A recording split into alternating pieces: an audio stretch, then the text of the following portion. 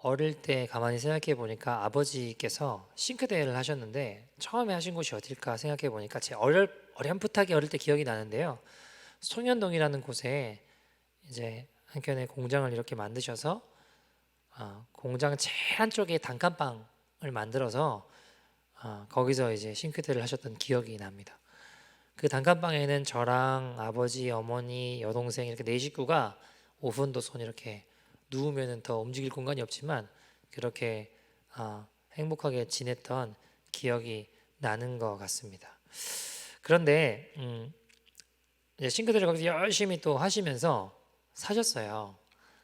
근데 그 동네에 주택들이 막 들어오면서 주택들 입장에서 공장이 있는 게 좋을까요? 싫을까요?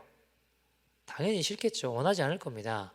그러다 보니 소송이 이제 들어오게 되고 우리 옛말에 굴러온 돌이 박힌 돌 뺀다고 소송에서 아버지가 지셨어요. 그래서 하루아침에 열심히 싱크대하고 계셨는데 거기서 나가시게 되었죠. 계약금만 가지고 어디로 가야 되나 고민하다가 이제 쫓겨나지 않을 곳으로 가야겠다 싶어서 공장 단지 쪽에 계약금만 가지고 빚을 내서 그곳에 들어가셨습니다. 그리고 이제 가건물로 건물을 짓고요. 근데 이제 문제는 뭐냐? 짓자마자 불이 난 거예요. 그래서 우리 이제 쫄딱 망했구나, 끝났구나 이런 생각이 들 법도 한데 그때 아버지가 하셨던 말씀이 제가 기억이 나요.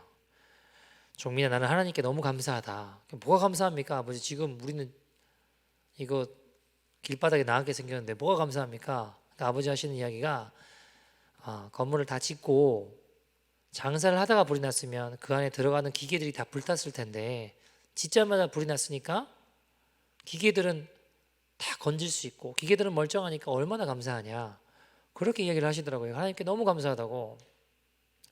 시간이 흘러서 보니까 하나님께서 아버지의 그 고백을 들으신 것 같아요.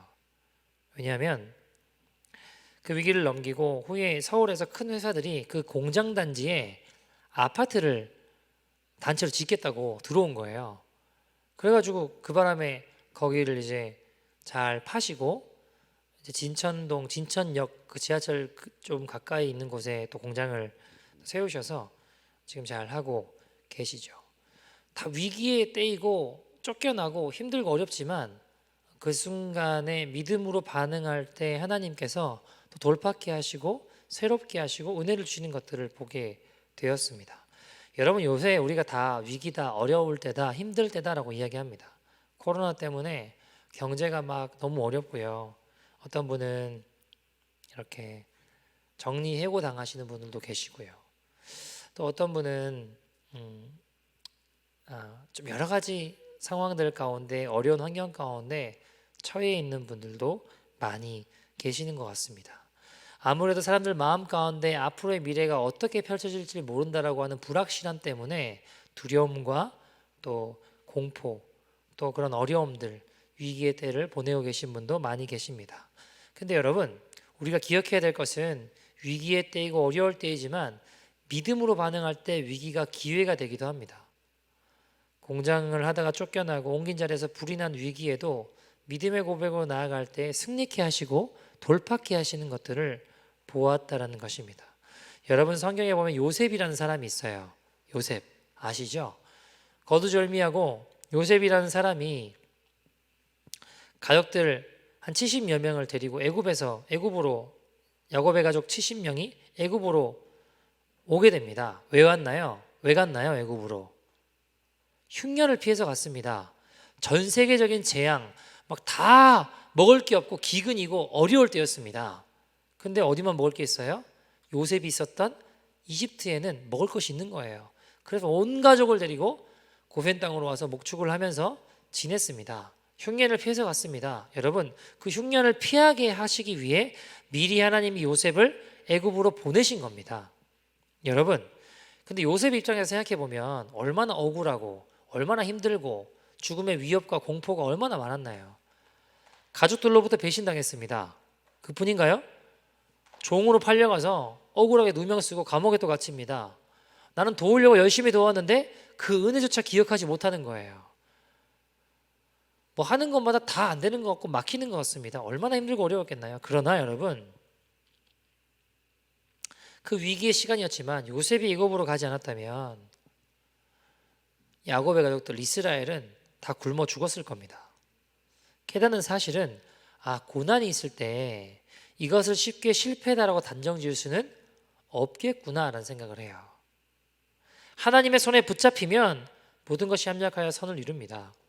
여러분, 요셉의 고난을 통해 이스라엘이 구원을 얻게 됩니다. 그렇게 흉년을 피하게 되었죠. 근데 문제는 뭐냐면 하나님께서 흉년을 피하게 하시기 위해 잠시 애굽 땅에 오라고 하신 거예요. 그죠? 흉년을 피하고 나면 어디로 가야 돼요? 약속의 땅 가나안으로 가야죠. 약속하신 곳으로 가야죠. 근데 어떻게 하는 거예요? 여러분, 딱 보기에 풍요로워 보이는 애굽이 좋아 보여요? 가나안이 좋아 보여요? 애굽이 더 좋아 보이거든요. 어떻게 하나요? 하나님께서 약속해 주신 땅이 아니라 여기가 애굽이 이집트가 너무 좋으니까 여기가 좋사오니 하고 그냥 그 자리에 주저앉아 버리는 겁니다. 그냥 그 자리에 그냥 살아가고 머무는 거예요. 왜요?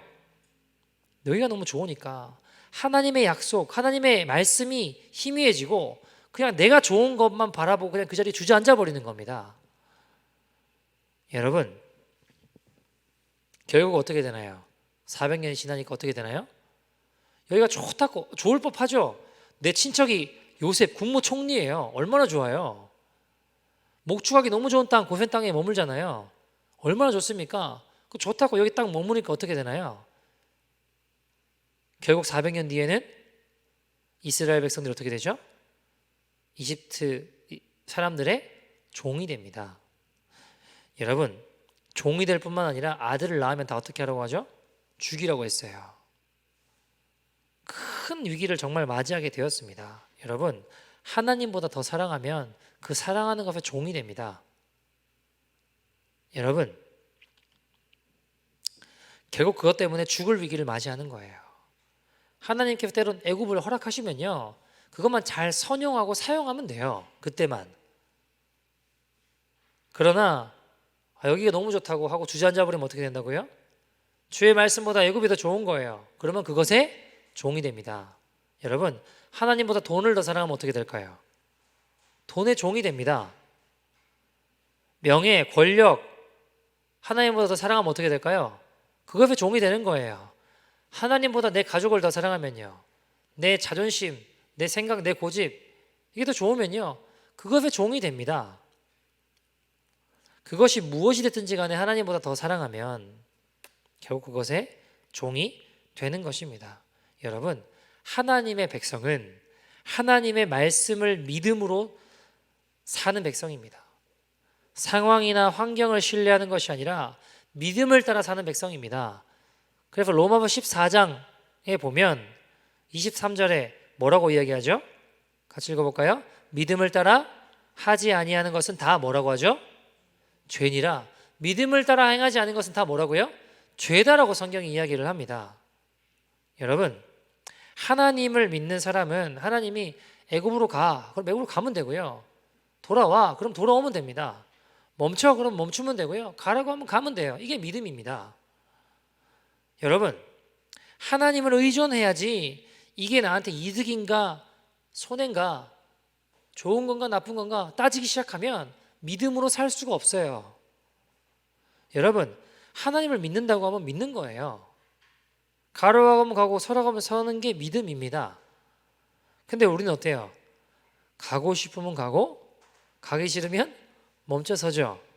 여러분, 멈춰 설 때는 이유가 많아요. 핑계가 많습니다. 근데 여러분, 그 삶이 그러나 믿음은 아니라는 거예요. 결단코 믿음은 아닙니다. 여러분, 믿기로 했는데 뭘 물어볼 게 뭐가 있나요? 믿고 가는 거죠. 내비게이션처럼 여러분, 내비게이션을 알기 때문에 따라가나요? 믿기 때문에 따라가나요? 믿기 때문에 따라가죠. 알면 뭐 내비게이션이 필요하지 않잖아요. 나 그 길 모르지만 얘가 나를 거기까지 인도해 줄 거라고 믿기 때문에 따라가는 거 아닙니까? 여러분, 내비게이션 그 모르는 여자 말도 믿고 살아가는데 살아계신 하나님 말씀을, 살아계신 하나님을 여러분 믿지 못해서야 되겠습니까? 문제는 뭔가요? 내 생각에는, 내 기준에는, 내 마음에는 이게 옳지 않다, 원하지 않는다 이겁니다. 내가 주인 되서 욕심 때문에 자꾸 말씀을 놓칩니다. 믿음으로 반응하지 못하게 합니다. 왜요? 이집트에 살면 국무총리 친척이잖아요. 귀족인데. 아니, 그 생각에 머물렀다가 어떻게 되나요? 400년 뒤에 종이 되더라고요. 400년을 하나님을 잊어버렸습니다. 죽게 되니까 누구를 찾아요? 힘드니까 어떻게 되죠? 누구를 찾아요? 그제서야 주님 찾는 거예요. 근데 우리 주님은 속도 없으신 것 같아요. 400년 동안 영적 간음을 했는데도 잘못했다고 살려달라고 그러니까 다 받아주시더라고요. 돌이키기만 하면 받아주시더라고요. 마치 기다렸다는 듯이. 여러분, 그게 하나님이십니다. 이집트에서 가나안까지 거리는요, 보름이면 갈 거리예요. 그죠? 금방 갈 수 있는 거리입니다. 근데 얼마 걸리나요? 40년 걸려요. 왜요? 믿음으로 준비되지 않으면 도는 거예요. 믿음으로 준비되지 않으니까 믿음의 훈련을 광야에서 시키시는 겁니다. 왜요? 믿음이 준비돼야 되는데 40년 잘 훈련하고 드디어 입성을 허락받았죠. 자, 여러분, 입장 바꿔놓고 그렇게 훈련하고 드디어 가나안에 가게 됐어요. 그러면 가는 데마다 깃발 꽂고 다 우리 땅 만들어야 되는 거 아닙니까? 근데 주님이 어떻게 하시죠? 그 땅에 막상 들어가니까 이미 다 우리 땅으로 점 찍어져 있나요? 어떻게 되죠? 뭘 해야 되나요? 그냥 우리 땅 되는 게 아니라 전쟁을 해야 되는 거예요. 이게 또 기가 막히게. 아니, 들어가라고 하셔서 들어왔는데 전쟁을 왜 해야 되냐고요. 근데 여러분, 이게 하나님의 원리예요. 하나님이 허락하신 땅도 우리는 전쟁을 해야 됩니다. 전쟁이 뭘까요? 그게 바로 믿음이에요. 그게 바로 믿음입니다. 믿음이 뭔가요? 나는 죽고 예수님으로 사는 거예요. 주의 말씀을 믿는 믿음입니다. 상황을 붙잡는 게 아니라 말씀을 붙잡는 것입니다. 가나안이 만만한 백성인가요? 그러지 않아요, 여러분. 거인들이라고 했잖아요. 12정탐꾼 들어갔다 왔는데 10정탐꾼이 그거 장난 아니다. 들어가면 끝장이다. 너무 거인들이고 갔다가 싸우다가 죽을 것 같다. 거짓말 아니잖아요. 여러분, 40년 지났다고 그 사람들이 갑자기 막 쇠약해졌을까요? 그러지 않아요. 여전히 강합니다. 게임이 안 됩니다. 도저히 할 수 없는 전쟁을 주님이 하라고 하시는 거예요. 여러분, 입장 바꿔놓고 생각해보면 이스라엘 백성들은 노예 생활하던 사람들이에요. 전쟁이라고 해본 적이 없다고요. 광야 돌던 사람들입니다. 쉽게 말해서 무슨 노숙자 집단들도 아니고 어쨌든 그런 사람들이 그냥 우르르 그냥 몰려다니는 거예요. 곡괭이는 칼은 제대로 들어봤겠습니까? 어떻게 전쟁을 하냐고요. 뭘로 전쟁하죠? 믿음으로 전쟁하는 거라고요. 당시 가장 강대한 성 여리고 칼 두고 막 찔러 싸워 죽여서 이겼나요? 돌고 돌고 돌다가 소리 지르니까 하나님 말씀대로 순종하니까 승리케 하시잖아요. 여러분, 이 전쟁이라고 하는 건 우리의 믿음을 요구하신다는 겁니다. 이 전쟁이 내게 속한 것이 아니라 하나님께 속했음을 믿는 믿음입니다. 여러분, 믿음 전쟁할 수 있는 방법은 믿음밖에 없어요. 믿음으로 훈련받았다면 주님은 그 믿음을 사용하길 원하신다는 거죠. 믿음으로만 할 수 있습니다. 여러분 보세요. 12정탐꾼 갔다 왔는데 여호수아 갈렙만 우리 이길 수 있다고 했어요. 우리가 니네가 말한 대로 메뚜기에 불과하다. 가면 죽을 것 같이 힘들 수 있다. 그러나 주님께서 함께 하시면 우리는 이긴다, 승리한다 이거잖아요. 뭔가요? 여호수아 갈렙은 그들의 생각에, 그들의 계산에 하나님을 넣은 거예요. 여러분, 이게 전쟁입니다. 하나님께서 우리 앞에 전쟁을 두시고 통과하게 하시는 것은요, 우리의 믿음을 보길 원하시는 거예요. 전쟁 없이 가나안에 들어가는 법은 없습니다. 모든 일을 할 때 믿음의 사람에게는 전쟁이 있습니다. 여러분, 피하고 도망가면 40년이고요. 맞서 싸우면 14일입니다. 2주입니다. 피하면 도망가면 40년이고요. 저의 말씀 믿는 믿음으로 맞서 싸우면 14일이에요. 14일 길입니다. 그래서 믿음은 결단을 요구합니다. 이 마지막 때에 여러분 결단하지 않으면 40년이 아니라 결단을 당하는 무서운 일이 벌어집니다. 믿음은 그냥 주어지지 않아요. 내 죄성, 내 죄악들과 싸우고요. 내 자아들과 싸우고요. 하나님 기뻐하지 않는 것들과 싸우는 결단을 요구합니다. 내 힘으로 이기진 않아요. 그러나 주의 도우심을 구하며 결단하며 나아갈 때 주님 승리케 하십니다.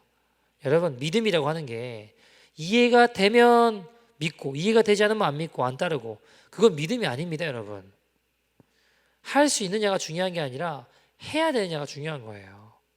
하나님 말씀 보면서 이건 내가 할 만하네, 이건 내가 좀 뭐 하고, 이건 좀 힘들다, 이건 안 되겠고.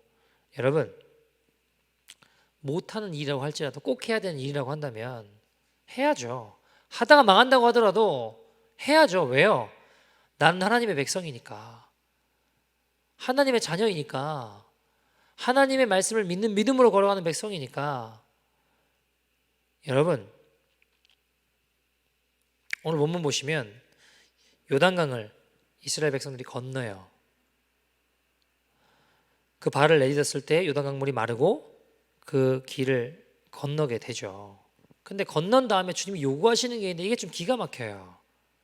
자, 요단강을 건너서 가나안 땅에 입성해서 이제 전투를 치러야 됩니다. 전쟁을 치러야 되는 상황입니다. 근데 하나님 뭘 요구하시나요? 2절 3절 보시겠습니까? 2절 3절 같이 한번 읽어보죠. 2절 3절입니다. 시작. 그때 여호와께서 여호수아에게 이르시되 너는 부싯돌로 칼을 만들어 이스라엘 자손들에게 다시 할례를 행하라 하시매 여호수아가 부싯돌로 칼을 만들어 할례산에서 이스라엘 자손들에게 할례를 행하니라. 자, 주님 뭘 요구하시죠? 할례를 행하라는 거예요. 전쟁을 해야 되는데, 아니 요단강 건너기 전에 할례하라고 하시든가, 그거 좀 낫고 난 다음에 건너가면 되잖아요. 싸워야 되는데 적군을 앞에 두고 지금 뭐 하라고 하신다고요? 할례를 행하라고 하신다고요. 이 기가 막힌 거예요. 여러분, 할례하면 몸을 잘 못 가눠요. 괴로워요. 적군을 앞에 두고 할례를 행하라고 하는 건 여러분, 무장 해제입니까? 무장입니까? 무장 해제라는 거예요? 무장하라는 거예요? 죽자는 거예요. 이건 죽자는 거. 무장 해제 아닙니까? 이건 죽자는 거밖에 더 안 되는 거예요. 그런데 여러분, 그들은 완전한 무장을 했습니다. 왜요? 하나님 말씀으로 무장했어요. 하나님으로 무장했습니다. 믿음으로 무장했습니다. 여러분, 그 결과 그들은 가는 곳곳마다 가나안 땅에 승리하지 않습니까? 이겼습니다. 오늘 여러분 제목이 믿음의 실험실이라는 제목인데요, 우리 삶에 이 믿음의 실험실, 우리 삶의 믿음의 훈련들을 했으면 좋겠다라는 생각으로 같이 말씀을 준비했습니다. 두 가지 정도 같이 훈련했으면 좋겠는데요, 첫 번째는 상황이 아니라 하나님을 신뢰하는 거예요. 다르게 표현해 보면 믿음으로 반응하는 겁니다. 첫 번째 믿음의 실험실, 믿음으로 반응하는 훈련을 하는 겁니다. 여러분, 이스라엘 백성들이 주의 말씀에 순종할 수 있었던 게 현실과 상황을 생각해 보면 그렇게 못해요. 그죠? 적군을 앞에 두고 할례를 하다라고 하는 건 무장하지 않고 죽겠다는 거잖아요. 근데 그들이 그럼에도 불구하고 적군을 앞에 두고 온전히 할례함으로 믿음으로 순종할 수 있었던 이유가 뭔가요? 내 생각, 내 고집, 내 자신을 내려놓고 주의 말씀에 전적으로 항복했기 때문입니다. 여러분, 그게 믿음이에요. 상황이 아니라 하나님의 말씀 앞에 믿음으로 반응하는 겁니다.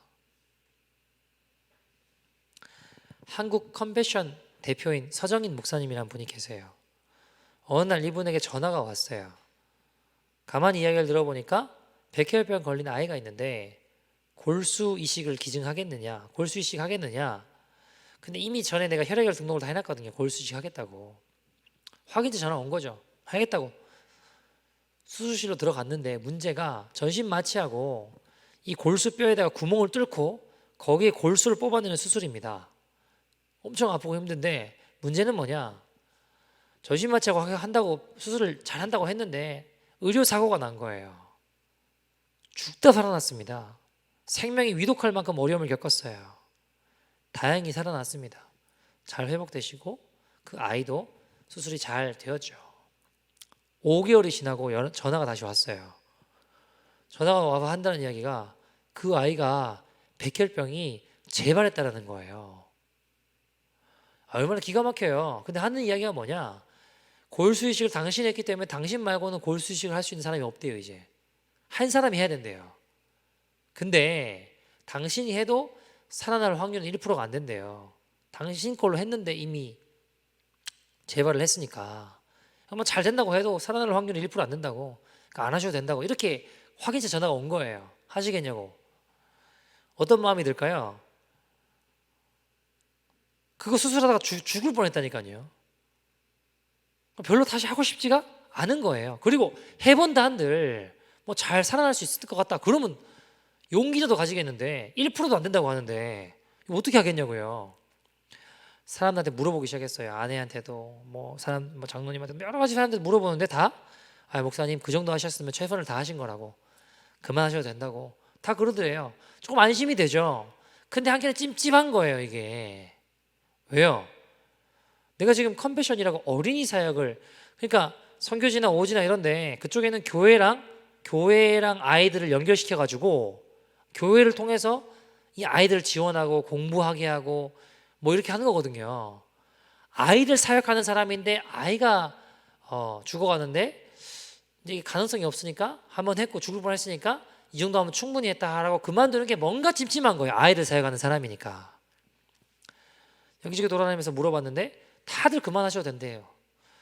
그래도 뭔가 좀 찜찜하다 하고 한번 이제 에콰도르로 비전 트립을 갔는데 거기서 만난 한 장로님에게도 물어봤죠. 이런 상황입니다. 병원에 전화가 왔는데 1%도 안 된다고 합니다. 어떻게 해야 될까요? 장로님이 목사님 그 정도면 수고하셨다고 됐다고 이렇게 말할 줄 알았는데 목사님 그냥 해드리세요 이러는 거예요. 아니 장로님 제가 해야 됩니까? 장로님 이렇게 이야기를 하세요. 제 큰아이가 백혈병으로 세상을 떠났습니다. 그 아이의 부모의 심정은 말할 수 없을 만큼 힘듭니다. 목사님 골수이식 해주시면 살고 죽고를 떠나 그 아이와 부모에게는 하나님의 사랑을 전할 수 있는 기회가 되지 않겠습니까? 그 말을 듣고 마음이 너무 무거운 거예요. 호텔 돌아서 기도를 막 합니다. 근데 하나님이 갑자기 이렇게 말씀하시는 거예요. 만약 그 아이가 네 친딸이었으면 넌 그 아이 포기하겠냐? 설사 1%의 가능성밖에 없다고 할지라도 네 친딸이었으면 네가 포기하겠냐? 그 망치로 머리를 한대 딱 맞은 것 같은 거예요. 그렇지, 내 친딸이면 내가 1%건 0.1%건 포기하지 않지. 주님이 또 말씀하셨어요. 그 아이는 내 것이다. 더 이상 이 목사님이 못하겠다는 말을 못하겠는 거예요. 그래서 병원에 전화를 해서 다시 수술하겠습니다 라고 골수이식 하겠다고 연락을 했습니다. 그리고 그 아이 부모님에게 편지를 썼어요. 왜냐하면 이 목사님이 사랑이 너무 많으셔가지고 너무 좋은 분이라서 훌륭한 분이라서 1%도 안 되는데 그 힘든 일들을 다시 하시겠다고 하는 줄 착각할까봐 아이 부모나 병원에서 그렇게 나를 훌륭한 사람으로 착각할까봐 편지를 정확하게 썼대요. 제목 부끄러운 목사. 지금까지 있었던 이야기들을 사실대로 썼어요. 너무 힘들고 하기 싫어서 안 하려고 사람들한테 확인을 받았습니다. 근데 마지막에 어느 장로님이 해주라는 이야기를 듣고 기도하는데 하나님이 네 딸이라면 그렇게 하겠냐? 충격을 받았습니다. 하나님께서 그 아이는 내 것이라고 하셨습니다. 그래서 할 수 없이 골수이식을 하려고 합니다. 수술 준비를 하는데 아이 어머니로부터 답장이 왔어요. 5장의 긴 편지인데 편지 곳곳마다 눈물 자국인 거예요. 내용은 이랬습니다. 한 번도 아니고 2번이나 골수이식을 해주셔서 감사합니다. 딸이 묵인실에 있는 바람에 너무 정신이 없고 힘들어서 고통스러워해서 감사의 편지를 쓸 겨를이 없었습니다. 저는 목사님 이야기하신 예수님이 누구신지 잘 몰라요. 그러나 매달리겠습니다. 기도하겠습니다.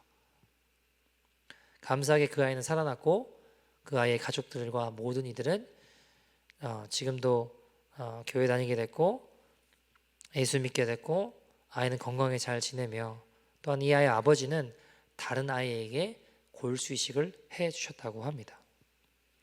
여러분 사실 이 정도 했으면 괜찮습니다 라고 이야기했어요. 사람들은 다 동의했는데 누가 동의 안 해주는 거예요?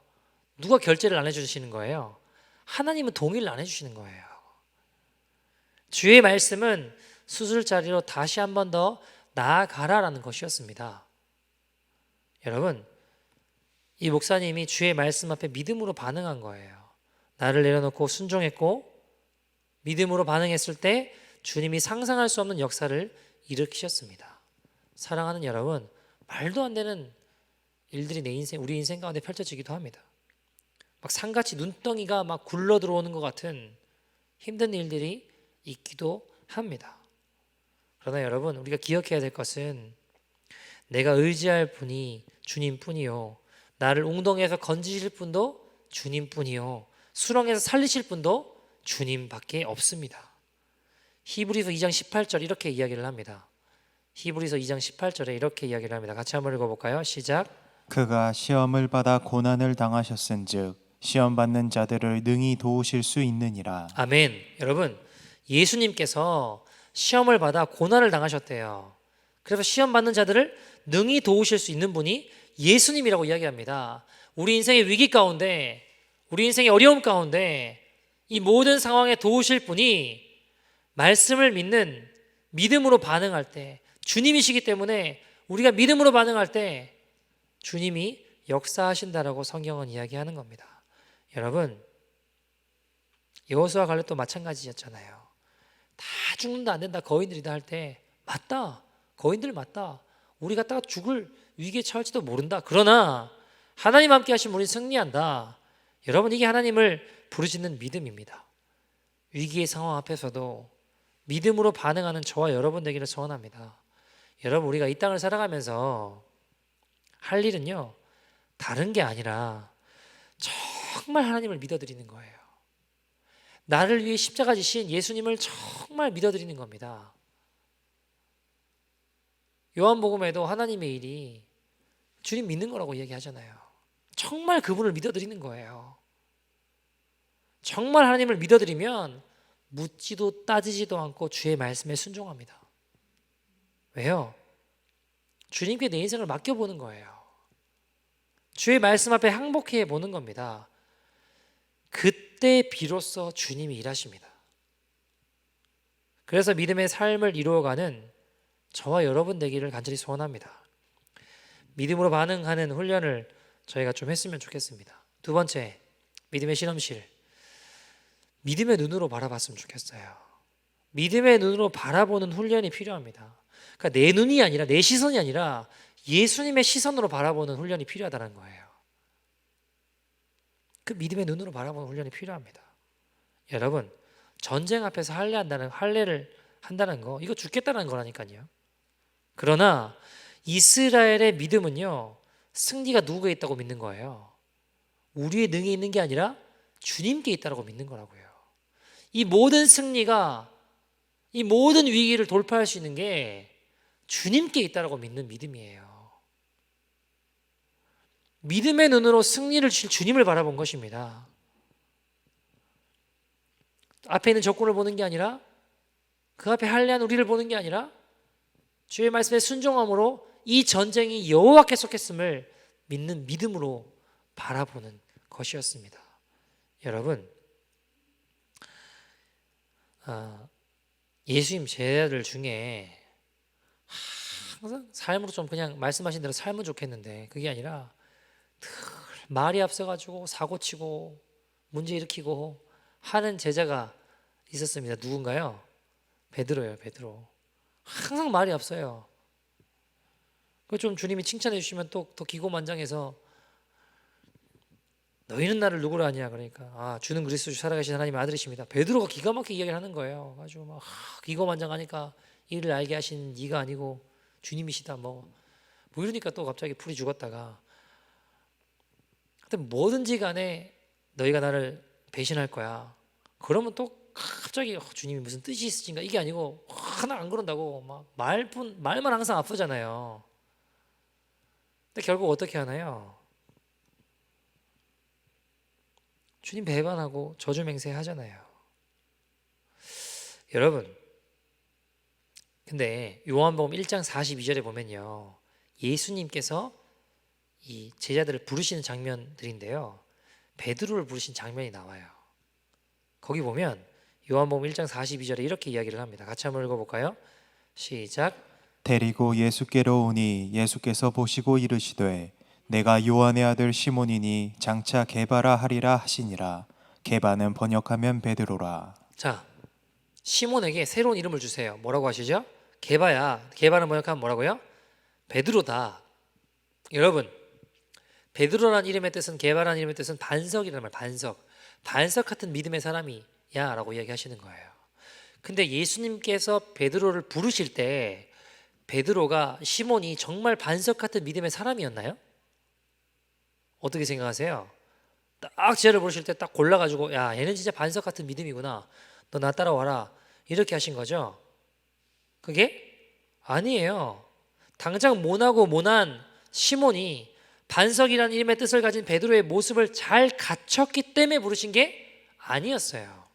여러분, 주님은 믿음의 눈으로 지금 갈대 같은 시몬이지만 믿음의 사람으로 서는 것을 보신 거예요. 바라보신 겁니다. 여러분, 우리 안에 예수님의 시선, 믿음의 시선으로 바라볼 수 있는 저와 여러분 되기를 소원합니다. 남들을 볼 때도 마찬가지고 나를 볼 때도 마찬가지예요. 근데 우리의 시선은요, 판단 기준은 늘 현재입니다. 애들 보면서도 너 이거 왜 안 해놨냐? 왜 숙제 안 했냐? 왜 말썽 부리냐? 왜 내 자녀가, 내 남편이, 내 아내가, 부모가, 친구가 저 사람이 왜 이 모양이냐 저 모양이냐, 이겁니다. 장래의 소망이 아니에요. 늘 베드로를 보는 게 아니라 시몬만 보고 있습니다. 여러분, 19세기 위대한 전도자였던 D.L. 무디라는 사람이 있어요. 초등학교 3학년인가 다니다가 5학년 다니다가 때려쳤습니다. 너무 가난해서 구두 수송공으로 구두 닦는 인생이었습니다.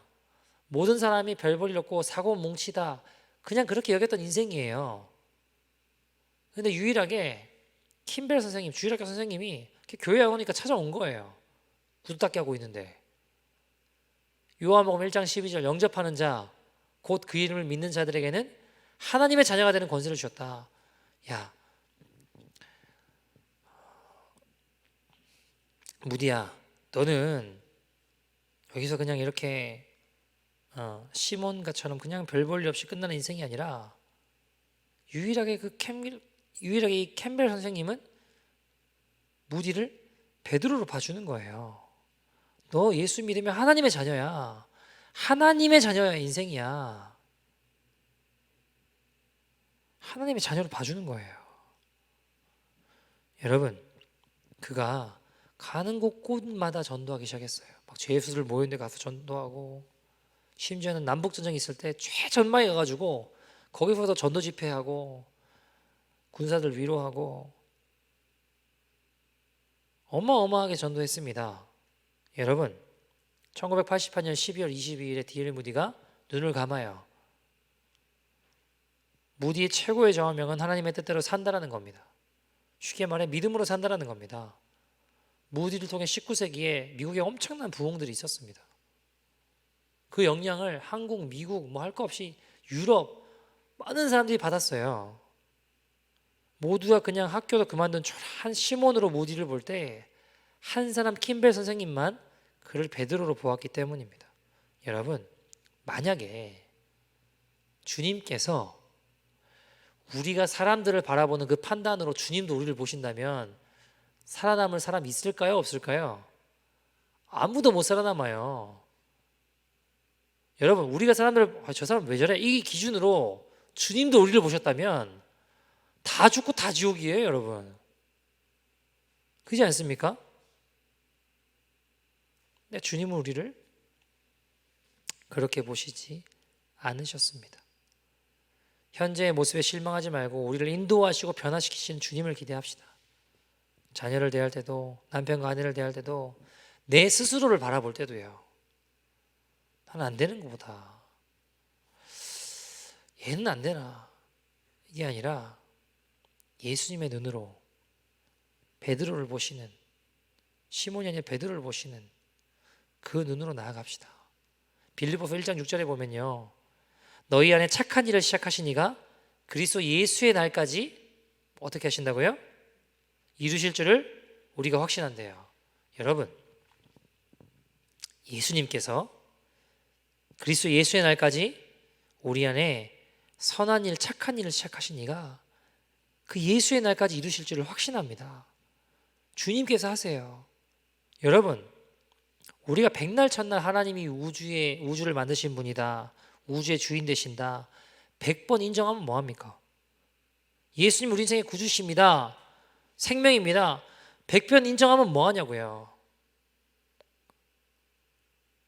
오늘 지금 이 순간 그분이 내 삶 속에 보잘것없는 시몬과 같은 내 인생에 개입하셔서 반석과 같은 베드로로 변화시켜 주시는 그 십자가의 주님을 경험하는 인생이 되기를 소원합니다. 여러분, 우리의 보는 눈이 바뀌어야 돼요. 사도행전 10장에 보면요, 하나님께서 환상 가운데 베드로에게 부정한 것들을 보여주고 먹으라고 하세요. 유대인인 그가 부정한 거 먹을 수 없습니다. 그거 먹으면 나도 부정해지는 거 아닙니까? 못 먹는다고 그러거든요. 주님 뭐라고 하십니까? 야, 내가 정하다고 하는데 네가 왜 부정하다고 하냐? 내가 깨끗하다고 했다면 깨끗한 거야, 먹어도 돼. 근데 베드로의 시선은 뭐예요? 부정한 거예요. 끝까지. 이거 아니라고. 사도행전 10장 11절에서 15절입니다. 같이 한번 읽어볼까요?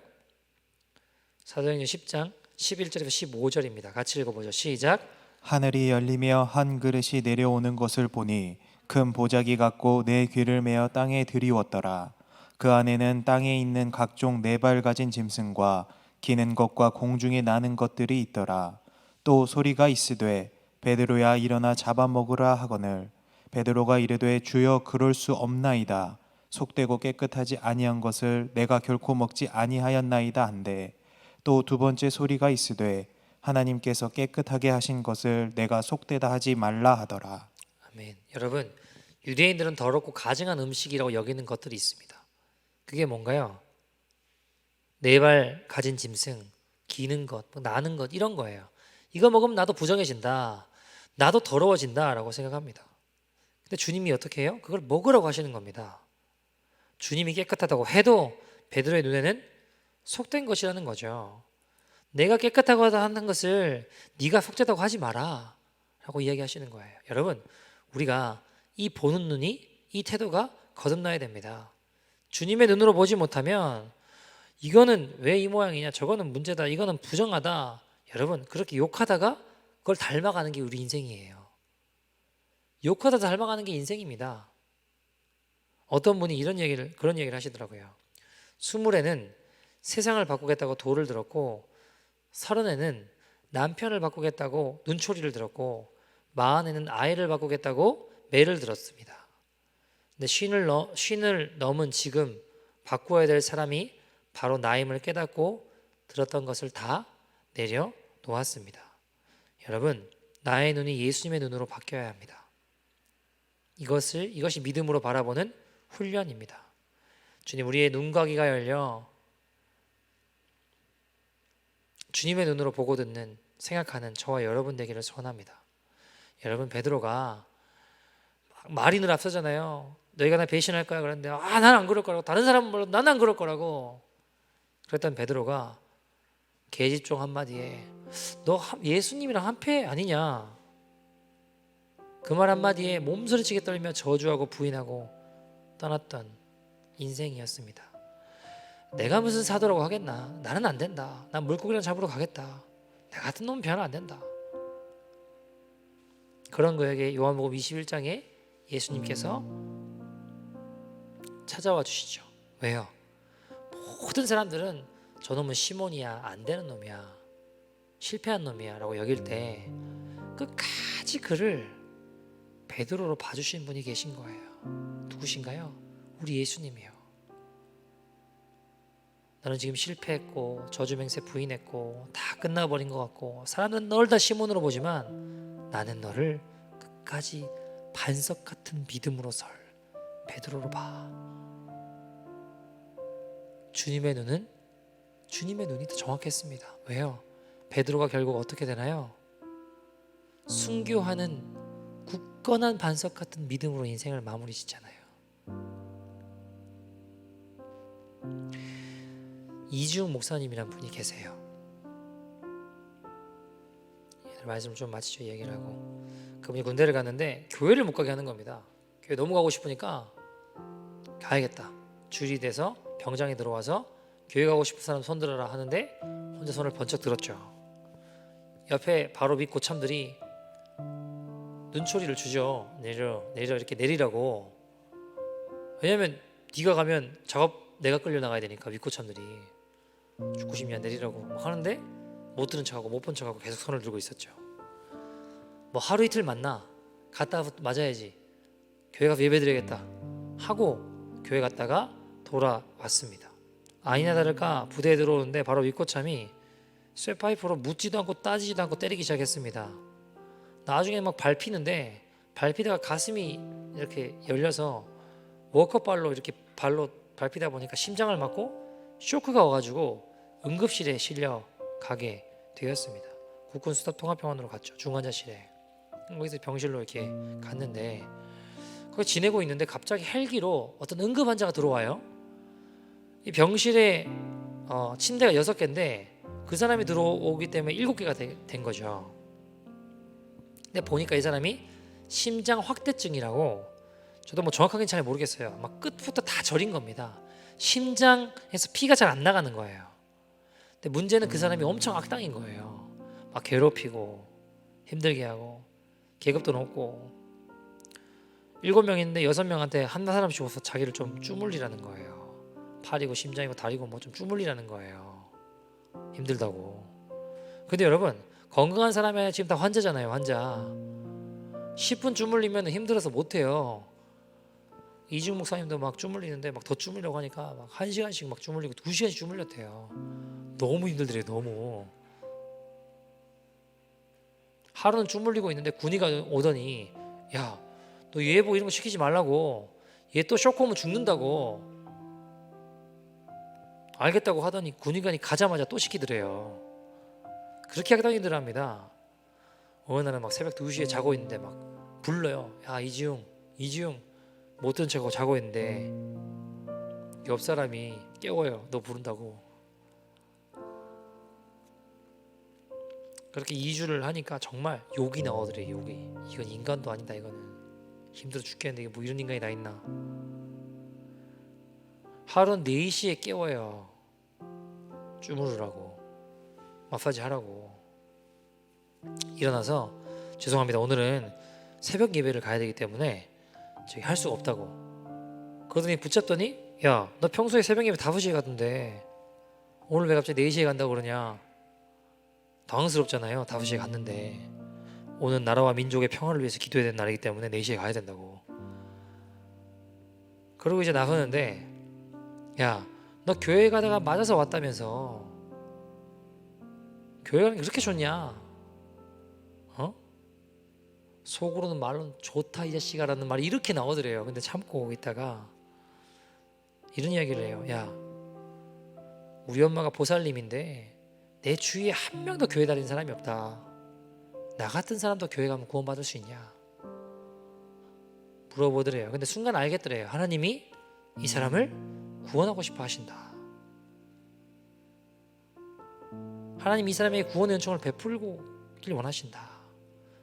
너무 얄밉고 너무 악당이고 막 분노에 차니까, 지치고 화가 나니까 그냥 나왔대요. 교회 오니까 4시 10분. 문제는 추운 겨울에 교회 문이 4시 50분이 돼서 열려요. 5시 예배니까. 들어갈까? 가서 복음 전할까? 고민을 하다가도 아니야. 기다릴 거야. 그리고 4시 50분까지 기다리고 있었습니다. 병실에 가고 싶지 않았거든요. 근데 마음이 너무 찔리는 거예요. 이상하다. 안 되겠다.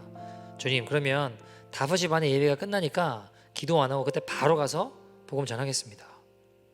그리고 이제 5시 반에 돼서 끝나자마자 기도 안 하고 바로 들어왔는데 침대가 7개가 아니라 6개밖에 없는 거예요.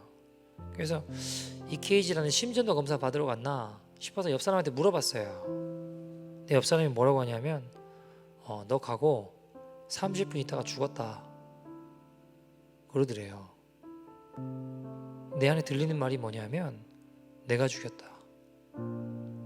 내가 저 사람 죽였다. 내가 이 사람 지옥 보냈다. 이런 마음이 드니까 마음이 막 무너지는 거죠. 제대를 하고 신학대학원에 가야 되는데 포기하고 막 살았습니다. 담임 목사님이 근데 내 원서를 막 써가지고 넣은 거예요. 그러면서 너 이제 전도사 사역해라 고등부를 맡기셨습니다. 속으로 그런 생각이 들더래요.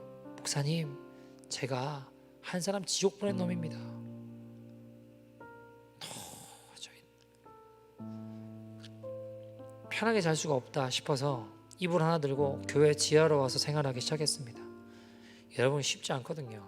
방주교 지하에서 잡았는데 진짜 추워요. 막 습기 지고 물 새고 너무 힘들거든요. 3년 동안 겨울에 히팅도 틀지 않고 살았대요. 따뜻한 방에서 자면서 전도사 생활을 못 하겠더래요. 한 번도 보일러 킨 적이 없대요. 1월, 2월 되면 너무 추운 거예요. 너무 추워서 보일러 키러 왔다가 그 버튼을 이렇게 만졌다가 킬까 말까 하면 뒤에서 소리가 들려요. 돌아보면 없어요. 마음에 들리는 거예요. 야, 성도님들이 너 같은 등 따시게 하려고 헌금한 줄 아냐? 생선 팔고 야채 팔아서 낸 연보로 너 등 따시게 하려고 헌금한 줄 아냐? 그러니까 보일러 스위치를 만지작하다가 다시 손을 내려놓고 그냥 오는 거예요. 그래, 나 같은 놈을 위해 쓰면 안 돼. 3년 동안 시멘트 바닥에서 잤습니다. 하루는 담임 목사님이 오셔서 야, 너 이때까지 보일러 안 틀었냐? 그리고 트시는데 너무 따뜻하고 좋은 거예요. 네, 목사님 가시자마자 바로 또 껐습니다. 아닙니다, 목사님. 이 귀한 헌금 나 같은 놈 지옥에 한 명 보낸 놈 등 따시게 하는데 이 연못돈 써서는 안 됩니다. 죽으라고 사야겠습니다. 죽으라고. 아이들 안 보내주면 가서 아이 붙잡고 교회 보내달라고, 두들겨 패건 뭐하건 아이 붙잡고 보내달라고 몸부림쳤습니다. 그러다 보면 뭐 이런 놈이 다 있냐고, 데려가라고. 나 절대 포기할 수 없다고, 나 얘 포기할 수 없다고 붙잡고 울면서 매 맞으면서 전도했습니다. 하루는 학교 앞에 그 비닐하우스 초등학교 앞에 아이를 전도하는데 그때 때마침 그 아이 아버지가 술이 취해서 오시는 거예요. 전도하고 있으니까 뭐 하는 짓이냐고 그러면서 막 두들겨 패고 발길질하고 막 때리는데 그 아이 놓지 않았어요. 끝까지 놓지 않고 그 아이 영접시켰습니다. 그리고 비가 오는데 한없이 울었어요. 죽을 힘을 다해 살겠습니다. 왜요? 하나님께 잘 보이고 싶어서. 다들 지옥 보낸 놈, 나 같은 놈은 안 되는데, 하나님께 맡겨진 영혼 지옥 보낸 놈인데 죽을 힘을 다해 살겠습니다. 그때 너무 무리를 해서 기관지가 약해서 지금도 때로는 숨이 잘 안 쉬어지신다고 하더라고요. 스위스 로잔에 DTS 훈련을 받으러 갔습니다. 그날도 기관지가 안 좋아서 도저히 수업하러 못 가겠는 거예요. 친구 데이먼한테 나 오늘 못 가겠다, 나 먼저 가라. 침대에서 기도를 합니다. 하나님, 내가 정말 죽을 힘을 다해 살았는데 힘에 지나도록 복음 전했고 하루에 2끼 이상 먹어본 적 없습니다. 한 번만 나 좀 봐주시면 안 됩니까? 하나님, 내가 내 잘못한 거 알겠는데 정말 한 번만. 기도가 목까지 올라오는데 더 이상 나오지가 않더래요.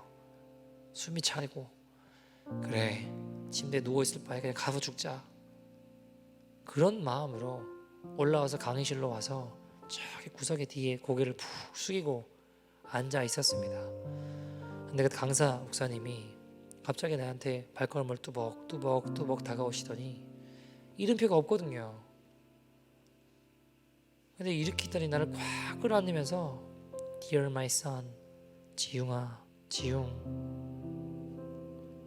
이름표가 없는데 내 이름을 찾아서 부르면서 첫 마디가 지웅아 너 그때 보일러 왜 껐니? 이게 뭐지? 지웅아 내가 너 보일러 켜주라고 목사님 보냈었단다. 내 아들아 보일러 왜 껐니? 내 막 마음이 막 무너지기 시작하는 거예요. 하나님께로부터 온 거라고 믿고 싶지 않았습니다. 왜냐하면 하나님 나한테 그러실 리가 없다. 나 한 사람 지옥 보낸 사람인데. 그 다음 말이 이랬어요. 너 기억하니? 비 오는 날 그 비닐하우스 앞에서 그 어린아이를 영접기도 시켰을 때 내가 하늘의 모든 천사를 모아 너를 보여줬단다. 바라 내 사랑하는 아들이다. I'm so proud of you. 내가 너를 자랑했단다. 그때부터 마음이 막 녹아내리기 시작하는 거예요.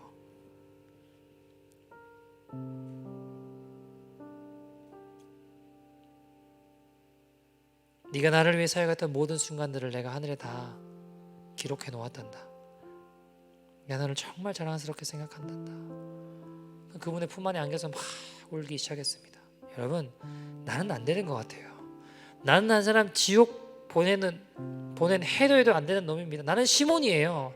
그러나 그런 그를 끝까지 믿음의 눈으로 갈대 같은 시몬이 아니라 반석 같은 베드로로 봐주시는 주님이 계셨습니다. 여러분, 이지웅 목사님 뿐이겠습니까? 베드로 뿐이겠습니까? 우리의 삶에서 얼마나 예수님 많이 부인하고 주님 지켜보고 계신데도 불구하고 함께 계신데도 불구하고 얼마나 많이 실망시켜 드립니까? 네, 여러분, 당장 부족한 내 모습에 또 자녀들의 모습에 남편 아내 부모님 모습에 주위에 있는 사람들의 모습에 실망하고 분노하고 좌절하지 말고 그 안에서 착한 일을 시작하신 이가 그리스도 예수의 날까지 이루실 줄을 여러분 믿음으로 바라보는 저와 여러분 되기를 소원합니다. 그 일을 시작하신 예수님을 바라봅시다. 결국에는 시몬이 아니라 주님 원하시는 베드로로 인도하시는 그 주님께 소망이 있습니다. 여러분, 나의 시선이 아니라 예수님의 눈으로 바라봅시다. 믿음의 눈으로 바라보는 훈련을 이루어가는 저와 여러분 되기를 소원합니다. 오직